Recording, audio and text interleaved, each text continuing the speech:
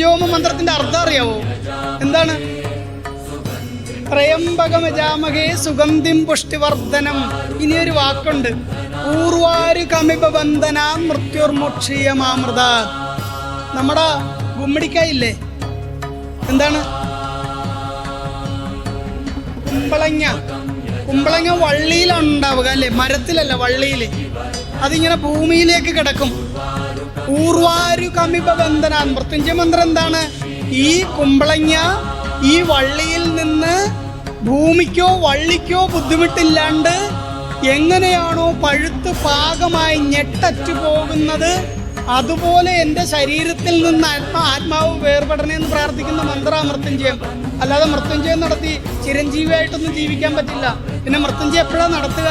ചിലപ്പോൾ ഒരു ആക്സിഡൻ്റായി ഹോസ്പിറ്റലൊക്കെ കിടക്കുമ്പോൾ ആ ആക്സിഡൻറ്റിൽ നിന്ന് അദ്ദേഹം മോചിതനാവണം. കാരണം എന്താണ്? ഇദ്ദേഹത്തിന് 90 വയസ്സിൽ ശരിക്കും ഈ കുമ്പളങ്ങ വേർപെടുന്ന പോലെ മരിക്കാനുണ്ട്. അപ്പോൾ അതിനു വേണ്ടിയിട്ട് ആപത്തൊഴിയാനാണ് ആ സമയത്ത് നടത്തുക. യഥാർത്ഥത്തിൽ മൃത്യുഞ്ജയ ഹോമം നടത്തുന്നതും മൃത്യുഞ്ജയ പൂജ നടത്തുന്നതും നിങ്ങൾ ആയുസ്സത്തി മരിക്കാനോ, ഒരാളെയും ഉപദ്രവിക്കാതെ ബെഡിൽ കിടക്കാതെ പൂർണ്ണ ആരോഗ്യവതിയായി ആയുസ്സെത്തുമ്പോൾ മരിക്കണം. അപമൃത്യുവും വരാൻ പാടില്ല. അതിന് അപമൃത്യു ഉണ്ടാകാൻ പാടില്ല, അപകടമരണം ഉണ്ടാകാൻ പാടില്ല, ആശുപത്രി കിടന്ന് മരിക്കാൻ പാടില്ല. ഇതിനു വേണ്ടിയിട്ടാണ് മൃത്യുഞ്ജയ ഹോമം നടത്തുന്നത്. എത്ര പേർക്ക് അറിയാമായിരുന്നു ഇത്? എല്ലാവരും പോയിട്ട് ഭഗവാനെ മൃത്യുഞ്ജയം 4 എണ്ണം കഴിപ്പിച്ചിട്ടുണ്ട്, വഴിയിലൊന്നും തട്ടിയിടല്ലേ, അതൊന്നും അല്ല. യഥാർത്ഥത്തിൽ നിങ്ങളെ ആയുസ്സെത്തിച്ച് മരിപ്പിക്കുവാനുള്ള മന്ത്രമാണ് മൃത്യുഞ്ജയ മന്ത്രം. അപ്പോൾ കിടന്ന് മരിക്കണോ? വേണ്ടല്ലോ.